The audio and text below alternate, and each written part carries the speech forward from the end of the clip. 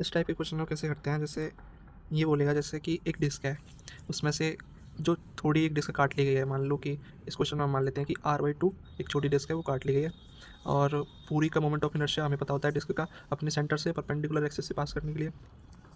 तो अभी पूछ रहा था कि जब ये डिस्क हटा ली गई है तो रिमेनिंग जो डिस्क बचेगी उसका मोमेंट ऑफ इनर्शिया निकालना है, ठीक है।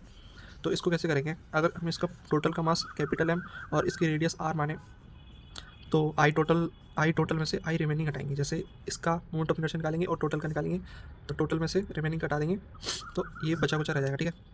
तो इसको कैसे करेंगे, जैसे पूरी डिस्क का हमें पता होता है mr² होता है उसके सेंटर से, और रिमेनिंग का निकालेंगे, तो रिमेनिंग हमने माना है कि r/2 रेडियस की डिस्क काट ली है, ठीक है। तो सेम जैसे बड़ी डिस्क का निकालते हैं ऐसे ही इसका आ जाएगा।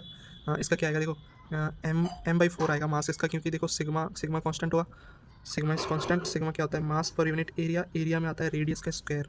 तो अगर इसकी रेडियस r/2 हुई है तो मास कितना हो जाएगा, m/4 इसका स्क्वायर हो रहा है ना डायरेक्टली प्रोपोर्शनल में, तो इसका निकालेंगे यहाँ इसके अबाउट।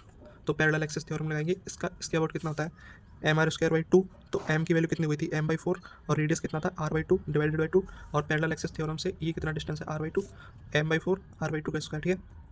तो आई रिमेनिंग कितना आ जाएगा, आई टोटल में से जो भी हमने जो छोटी डिस्क काटी थी उसको हटा देंगे, तो हो जाएगा mr²/2, और इन दोनों की वैल्यू को यहाँ पे रखेंगे, तो सब्स्टिट्यूट करने के बाद आंसर हो जाता है यहाँ पे, ठीक है।